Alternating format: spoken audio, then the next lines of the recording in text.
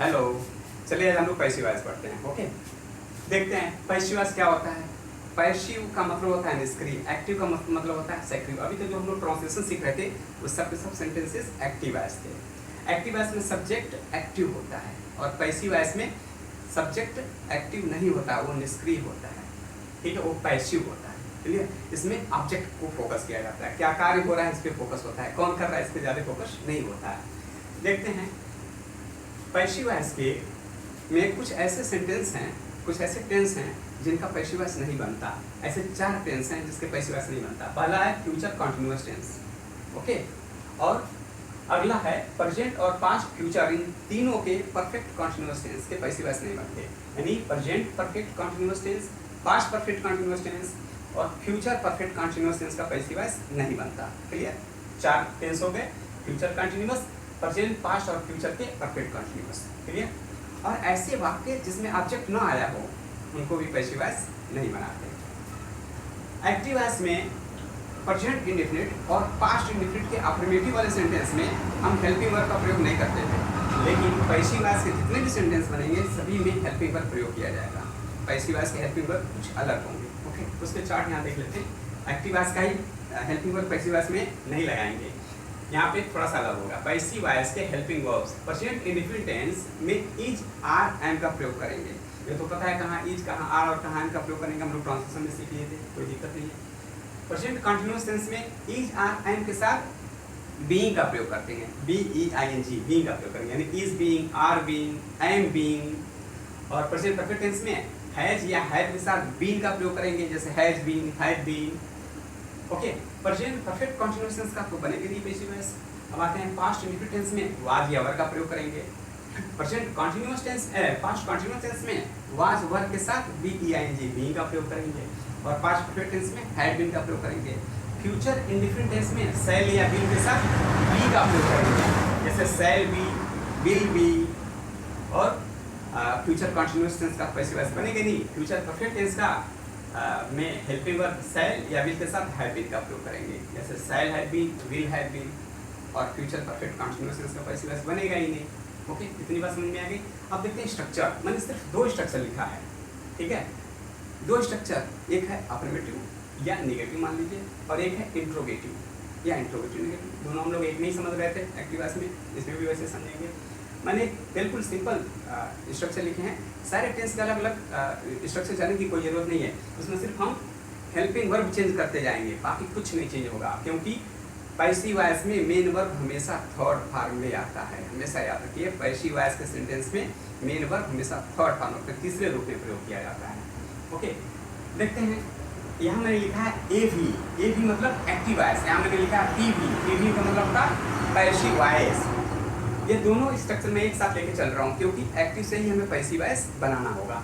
Okay, अब देखते हैं यहाँ पे एक्टिव वॉइस का जो जनरल स्ट्रक्चर बनता है, सामान्य स्ट्रक्चर जो बनेगा वो होता था subject, helping verb, main verb, object etcetera. ये अफर्मेटिव सेंटेंस का स्ट्रक्चर था। यहाँ पे हेल्पिंग वर्ब का रूप बदलता था, is, are, am, was, were, do, does, okay, has, had, और ये बदलता रहेगा। और मेन वर्ब का रूप बदलता था, कभी यस यस जोड़ते थे, कभी ING जोड़ते थे, कभी थर्ड फॉर्म, कभी सेकेंड फॉर्म। चलिए आगे बढ़ते हैं, कोई दिक्कत नहीं। यहाँ पे आप एक चीज समझने वाली बात है, एक्टिव वॉइस का ऑब्जेक्ट पैसिव वॉइस में सब्जेक्ट बन जाता है और एक्टिव वॉइस का सब्जेक्ट पैसिव वॉइस में ऑब्जेक्ट बन जाता है।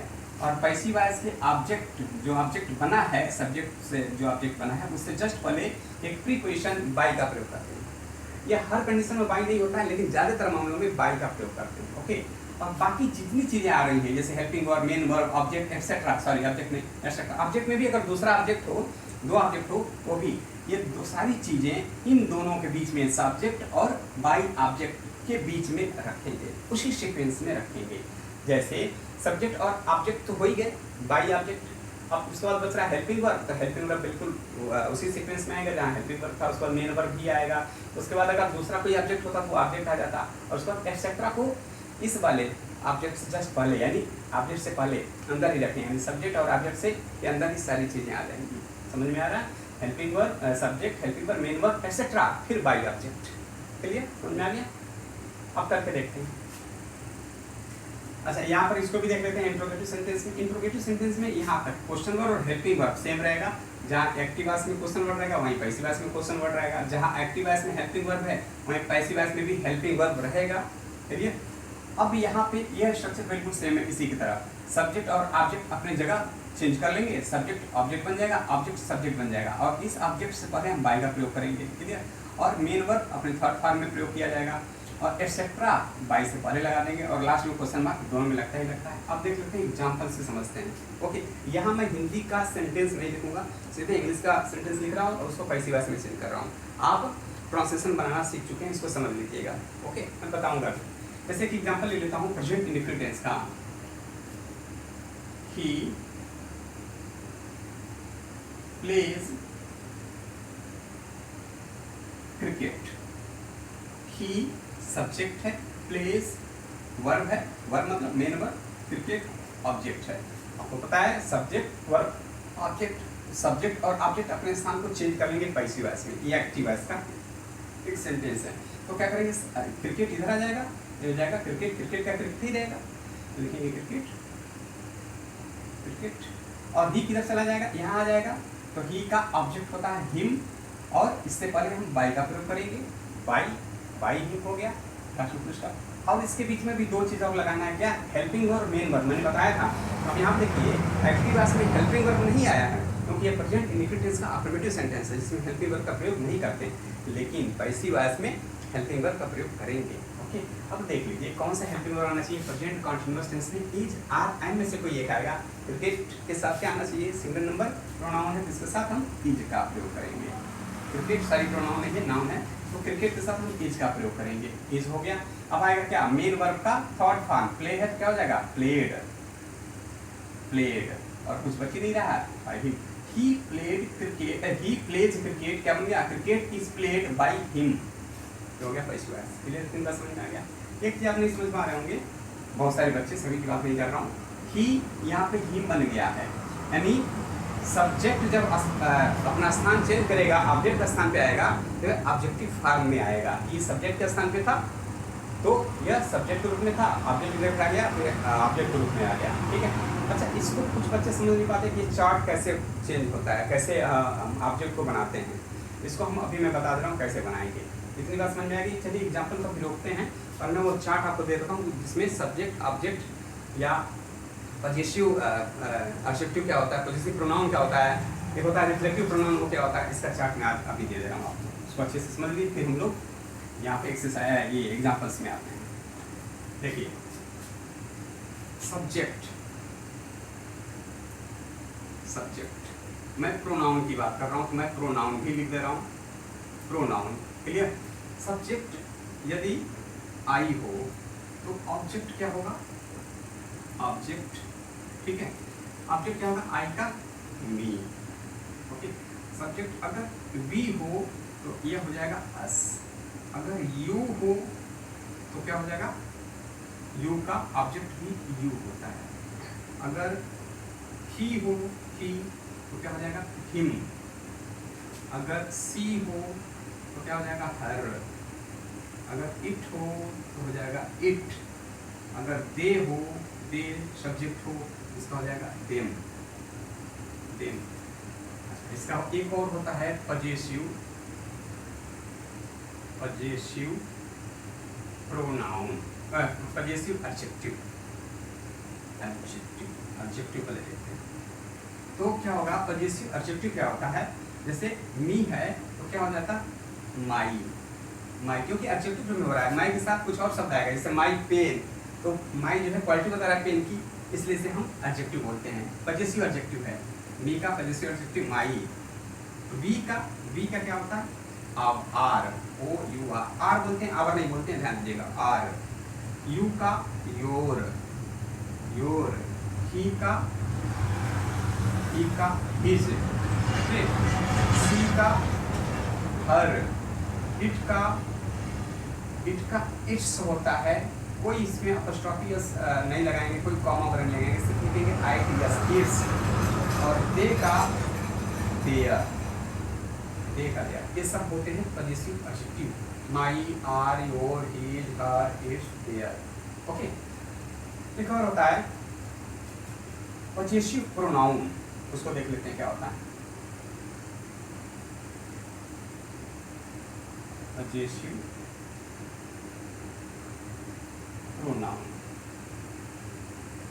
प्रोनाउन माई का हो जाता है माइन, ओके, ये पजेसिव प्रोनाउन है। आर का हो जाएगा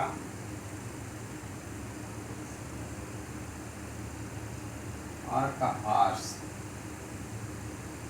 आर का हो जाता है आर्स, ओके। यू का हो जाता है योश, योश। हिस का हिज ही रहता है, ओके।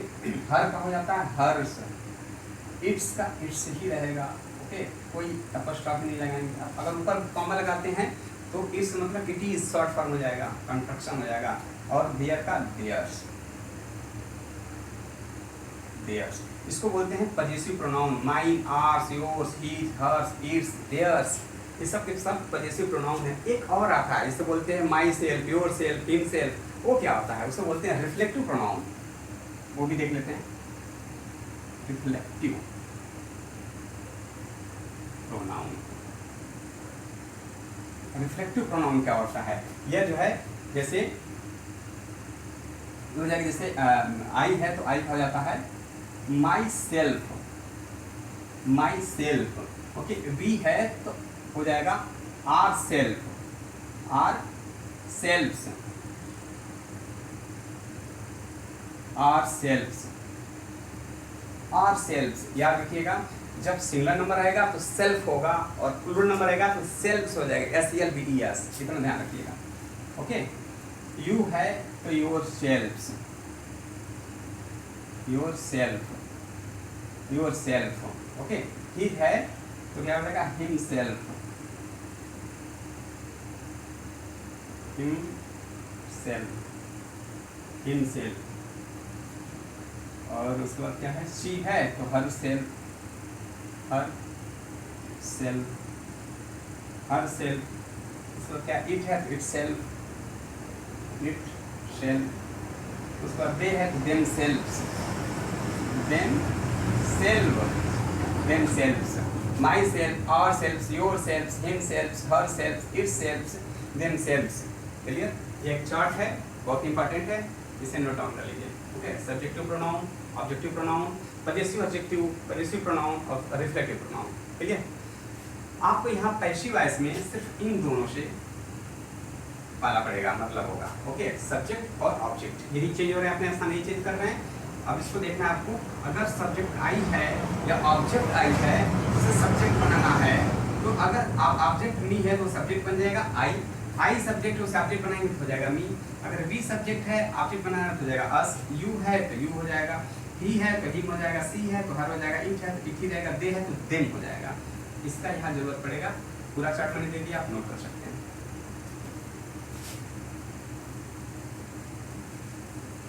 अब चलिए एग्जाम्पल देखते हैं।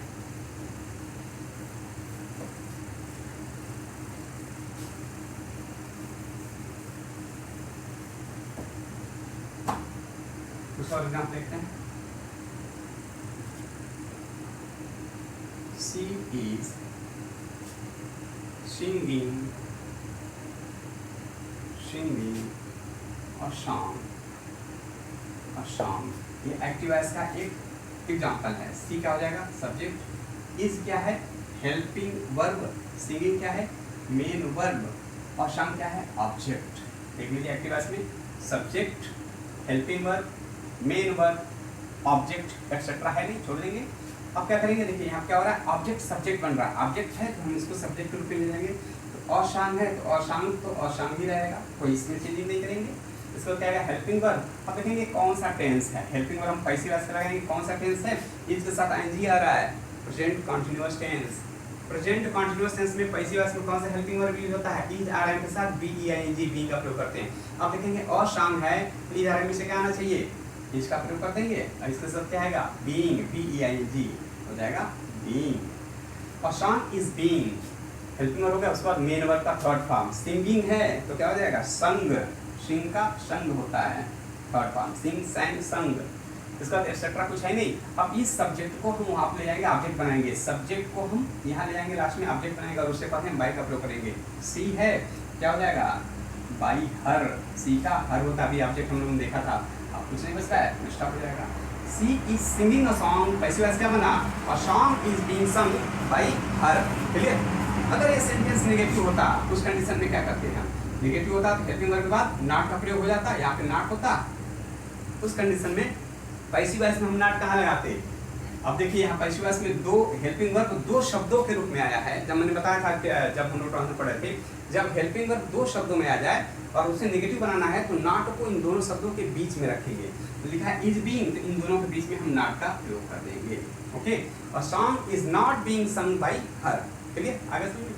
अच्छा, यही सेंटेंस अगर इंट्रोगेटिव हो जाता तो एक्टिव वॉइस में हम इसको इंट्रोगेटिव बनाते क्या होता, इसी इज को हम क्या करते, सबसे पहले कर लेते, इंट्रोगेटिव हो गया और लास्ट में क्वेश्चन मार्क लगा होता।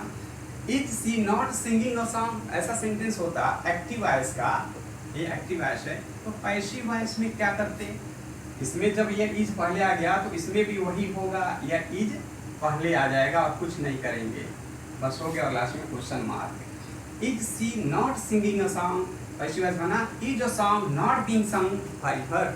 स्ट्रक्चर भी देख लीजिए, यहाँ पे देखिए एक्टिव वॉइस में क्या होता है structure, question word, helping verb, subject, verb, object etcetera, ये होता है एक्टिव वॉइस का। आप मिला भी लीजिए, सबसे पहले आया है हेल्पिंग वर्ब, क्वेश्चन वर्ड नहीं आया क्योंकि यहाँ पे क्या शब्द हिंदी में शुरू में आ गया होगा, इसलिए हम क्या का प्रयोग नहीं करेंगे। जैसे इसका हिंदी ट्रांसलेशन किया जाए, is she not singing a song, क्या वह गीत नहीं गा रही है, क्या शुरू में आ गया तो हम क्वेश्चन वर्ड का प्रयोग नहीं करेंगे, हेल्पिंग वर्ब से शुरू करेंगे, इसलिए यहाँ हेल्पिंग वर्ब छोड़ दिया, question word is, helping verb, फिर सब्जेक्ट, फिर क्या आएगा वर्ब का third form ING form continuous है, फिर क्या आएगा ऑब्जेक्ट, ऑब्जेक्ट। यहाँ पे नॉट का प्रयोग हुआ है, अगर इंट्रोगेटिव सेंटेंस में नॉट शब्द आ जाए तो क्या हो जाता है सब्जेक्ट के बाद हम नॉट का प्रयोग करते हैं। पैसिव वॉइस में भी वही करेंगे, सब्जेक्ट के जस्ट बाद हम नॉट का प्रयोग कर देंगे। यहाँ देखिए सब्जेक्ट क्या था, यहाँ पे सब्जेक्ट नया वाला सब्जेक्ट यानी ऑब्जेक्ट सब्जेक्ट बना था और सब्जेक्ट क्या था अ सॉन्ग, इसके जस्ट बाद हमने नॉट का प्रयोग किया है। क्लियर, समझ में आ रहा है।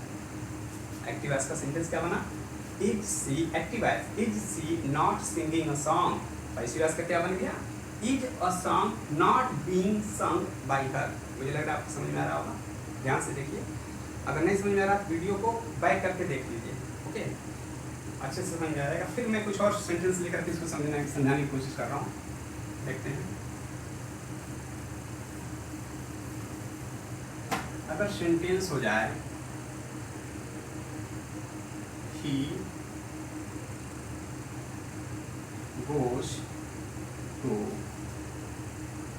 school daily, ध्यान से देखिएगा, इसमें एक्सेट्रा भी आया है और प्रीपोजिशन के ऑब्जेक्ट के साथ प्रीपोजिशन भी आया है। इस कंडीशन में हम क्या करेंगे, यहाँ देखिए सबसे पहले क्या है सब्जेक्ट, ये एक्टिव वॉइस है, सब्जेक्ट मेन वर्ब, प्रीपोजिशन के साथ ऑब्जेक्ट, और क्या हो गया डेली, क्या है डेली एक्सेट्रा है, ETC, इसमें ETC भी आ गया। उस कंडीशन क्या करेंगे, इस दो चीज़ों का स्थान तो आप जानते ही चेंज होगा, ओके, सब्जेक्ट और ऑब्जेक्ट अपने अपने स्थान बदल देंगे, कंफर्म। स्कूल को प्रीपोजिशन को छोड़िए, अभी स्कूल को हम सब्जेक्ट बनाते हो जाएगा स्कूल, स्कूल, ओके, और ही वहाँ चला जाएगा सबसे लास्ट में, और ऑब्जेक्टिव फॉर्म में ही होगा तो क्या हो जाएगा हिम, ही का हिम होता है, इससे पहले हम बाय का प्रयोग करते हैं। इतनी बात समझ में आ गई, क्लियर। अब प्रेजेंट इंडेफिनिट टेंस है, तो प्रेजेंट इंडेफिनिट टेंस में इधर हम प्रयोग करेंगे, इसके साथ हम क्या प्रयोग कर देंगे इज, ये भी हो गया क्लियर, हेल्पिंग वर्ब हो गया। उसके बाद क्या आना चाहिए main verb, main verb goes है, इसका थर्ड फॉर्म क्या होना चाहिए गॉन, गॉन, जितना बात समझ में आ गया गॉन। अब क्या आएगा एक्सेट्रा, एक्सेट्रा क्या है डेली, यही पे लिखेंगे डेली, गॉन डेली, डेली। अब एक्सेट्रा भी हो गया, बाय भी हो गया, एक्सेट्रा को हम बाई से पहले रखते हैं। अब एक चीज और बच रहा था, देखिए यहाँ पे प्रीपोजिशन बचा हुआ, प्रीपोजिशन अगर ऑब्जेक्ट में आ जाए तो ऑब्जेक्ट को बिना पोजिशन का हम सब्जेक्ट बनाएंगे, बिना प्रीपोजिशन को छोड़ देंगे, वहाँ पे सब्जेक्ट बना देंगे और सारा ट्रांसलेशन बनाने के बाद पैसिव वॉइस में चेंज करने के बाद इस प्रीपोजिशन को हम क्या करें जस्ट बाई से पहले रख देंगे। टू है तो हम यहाँ पे टू का प्रयोग करेंगे, बाई से जस्ट पहले प्रीपोजिशन जो छूट गया है उसका प्रयोग करेंगे। तो एक्टिव वॉइस था he goes to school daily, passive voice क्या बना school is gone daily to by him. ठीक है, समझ में?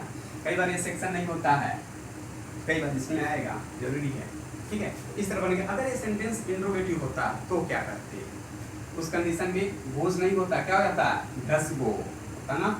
ट्रांसलेशन आपको याद होगा, डज इंट्रोगेटिव होता है, डज नॉट, और फिर क्या आ जाता, go, okay, does not go to school.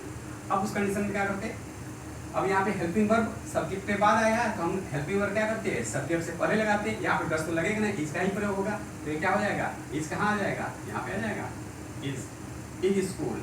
अब देखते हैं प्रेजेंट इंडिफिकेंसी है, तो यहाँ पे डज का प्रयोग, क्वेश्चन वर्ड तो आया नहीं, तो हम यहाँ पर भी क्वेश्चन वर्ड का प्रयोग नहीं करेंगे, हो गया, कोई दिक्कत नहीं हो, बन गया। अब एक चीज और देखेंगे, यहाँ पे नॉट शब्द आया है, नॉट, तो हम नॉट कहाँ लगे, आपको पता है, अगर सेंटेंस अफर्मेटिव हो और उसमें नहीं शब्द आ जाए तो नेगेटिव हो जाता है, और उस कंडीशन में हम हेल्पिंग वर्ब पर नॉट लगाते हैं, जैसे यहाँ पे डज पर नॉट आया है। लेकिन सेंटेंस इंट्रोगेटिव हो जाए और उसमें नहीं शब्द आ जाए, तो हम हेल्पिंग वर्ब पर नहीं, सब्जेक्ट के बाद लगाते हैं, तो स्कूल के बाद हम यहाँ पे नॉट का प्रयोग करते हैं, okay. He does not go to school daily. अगर इसका ये क्या कहते हैं, इंट्रोगेटिव बनाएंगे, तो ये इसमें जो है इंट्रोगेटिव क्या होता है, डज पहले आ जाता है। अगर नेगेटिव था तो क्या करते, यहाँ पे school is not gone daily by daily to by him. अगर ये इंट्रोगेटिव हो जाए तो हम इसको यहीं पे लाएंगे, ठीक है। अगर होता है interrogative, does he not go to school daily, तब यहाँ पे हो जाता है क्वेश्चन मार्क, और पैसिव वॉइस बनता है। जब यहाँ पे डज था तो यहाँ पे हेल्पिंग जगह हेल्पिंग वर्ब की जगह हेल्पिंग वर्ब ही रखेंगे। देख लीजिए क्वेश्चन वर्ड है, क्वेश्चन वर्ड हेल्पिंग वर्ब की जगह हेल्पिंग वर्ब ही आया, तो हेल्पिंग वर्ब यहाँ डज है, हम यहाँ पे इज लिखेंगे, पैसिव वॉइस में इसका प्रयोग करते हैं। फिर क्या आएगा, सब्जेक्ट, सब्जेक्ट यहाँ पे ही है, ही यहाँ पे नहीं रखेंगे, सब्जेक्ट नया बनेगा, स्कूल सब्जेक्ट बन जाएगा, तो स्कूल हो गया। फिर यहाँ नॉट आया तो नॉट हो जाएगा, वो है मेन वर्ब, तो यहाँ पे फर्स्ट फॉर्म में यूज करेगा, एक्टिव वॉइस है, यहाँ पे थर्ड फॉर्म, पैसिव वॉइस में हमेशा वर्ब का थर्ड फॉर्म में ही यूज होंगे। उसके बाद क्या आएगा, डेली। अब जो सब्जेक्ट बचा हुआ था, सब्जेक्ट को ऑब्जेक्ट बनाए थे, उस वो ऑब्जेक्ट यहाँ रखेंगे, और वो सब्जेक्ट जो है ऑब्जेक्ट बनेगा, बाई ही हो जाएगा, क्वेश्चन मार्क। ठीक है, समझ में आ रहा है, धीरे धीरे समझ में आएगा। हो सकता है मैं तेज बोल रहा हूँ, कुछ बच्चों की शिकायत है कि सर स्पीड आपकी तेज है, मेरी ये नेचुरल स्पीड है, मैं स्लो नहीं हो पा रहा हूँ। थोड़ा सा आप लोग स्लो कर लीजिए, वीडियो को स्लो करके देखिए, नहीं तो कई बार देख लीजिए, मैं फिर भी कोशिश कर रहा हूँ कि स्लो बोलूँ। एक और एग्जाम्पल लेते हैं, बड़ी आराम से समझिएगा, कोई दिक्कत नहीं, छोटे से एग्जाम्पल से समझता हूँ, समझाता हूँ। अगर सेंटेंस हो, अगर देखो सेंटेंस ले लेता हूँ जिसमें दो ऑब्जेक्ट हो, उस कंडीशन में क्या करते हैं, ठीक है। जैसे यही सेंटेंस ले लेते हैं, she goes to school by cycle, by bicycle भी लिख सकते थे, मैंने साइकिल लिखा दिया, बाई साइकिल, इतना ही रहने देते हैं, चल रहा।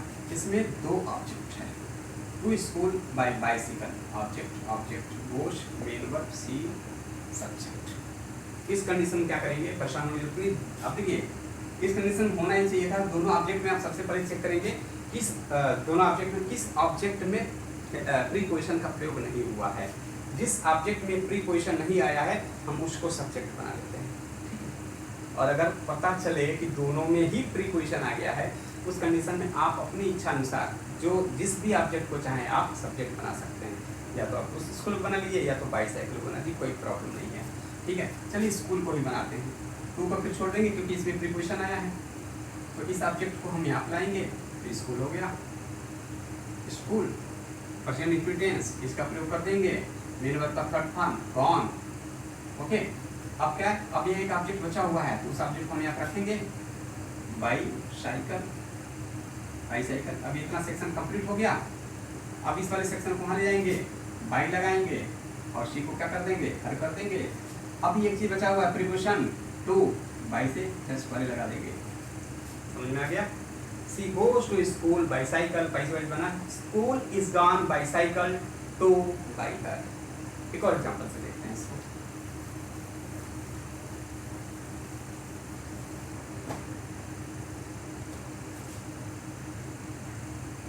अगर हो आई eat mangoes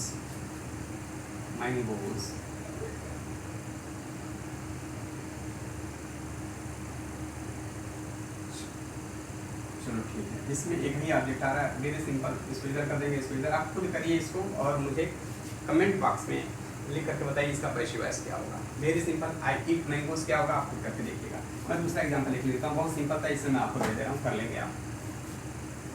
एग्जाम्पल जल्दी आता नहीं है, देखते हैं।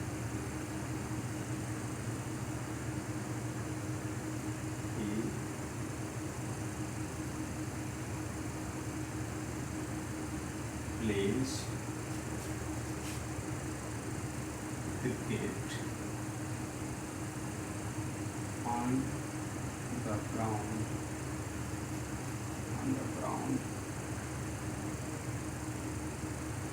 बस इतने रहने देते हैं।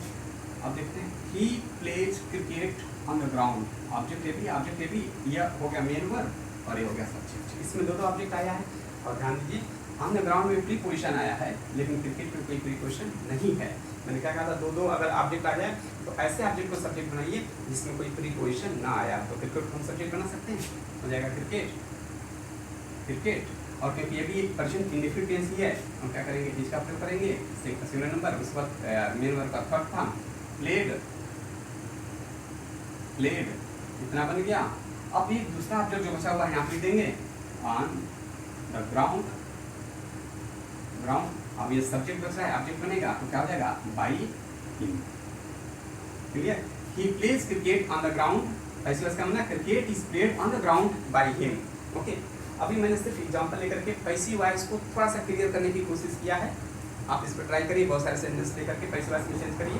कल मैं और भी एग्जांपल लेकर के समझाऊंगा और कल मैं इसका इंपरेटिव सेंटेंस भी बताऊंगा। अगर इंपरेटिव सेंटेंस आ जाए तो उसका पैसिव वॉइस कैसे करेंगे। आज बस इतना ही। Thank you.